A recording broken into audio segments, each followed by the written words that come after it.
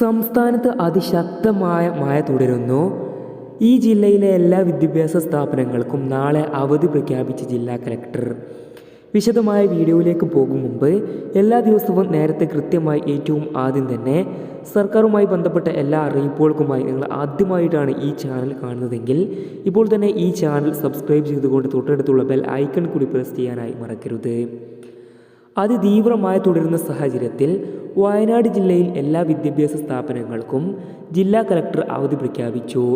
ജില്ലയിൽ കാലവർഷം ശക്തമായ സാഹചര്യത്തിൽ ട്യൂഷൻ സെൻ്ററുകൾ, അങ്കണവാടികൾ, പ്രൊഫഷണൽ കോളേജുകൾ ഉൾപ്പെടെയുള്ള വിദ്യാഭ്യാസ സ്ഥാപനങ്ങൾക്ക് നാളെ, അതായത് ജൂലൈ 18 വ്യാഴാഴ്ച അവധിയായിരിക്കുമെന്ന് ജില്ലാ കലക്ടർ DR മേഘശ്രീ അറിയിച്ചു. മോഡൽ റെസിഡൻഷ്യൽ സ്കൂളുകൾക്ക് അവധി ബാധകമല്ല. മുൻകൂട്ടി നിശ്ചയിച്ച പരീക്ഷകൾക്കും PSC പരീക്ഷകൾക്കും അവധി ബാധകമല്ലെന്നും ജില്ലാ കലക്ടർ അറിയിച്ചു. വയനാട്ടിൽ ഇന്ന് റെഡ് അലേർട്ട് മുന്നറിയിപ്പാണ് നിലനിൽക്കുന്നത്. നാളെയും ശക്തമായ മഴ തുടരുമെന്നാണ് മുന്നറിയിപ്പ്. നിലവിൽ സംസ്ഥാനത്ത് വയനാട്ടിൽ മാത്രമാണ് നാളെ വിദ്യാഭ്യാസ സ്ഥാപനങ്ങൾക്ക് അവധി പ്രഖ്യാപിച്ചിട്ടുള്ളത്. കൂടുതൽ അവധി അറിയിപ്പുകൾക്കായി നിങ്ങൾ ആദ്യമായിട്ടാണ് ഈ ചാനൽ കാണുന്നതെങ്കിൽ ഇപ്പോൾ തന്നെ ഈ ചാനൽ സബ്സ്ക്രൈബ് ചെയ്തുകൊണ്ട് തൊട്ടടുത്തുള്ള ബെൽ ഐക്കൺ കൂടി പ്രസ് ചെയ്യാനായി മറക്കരുത്.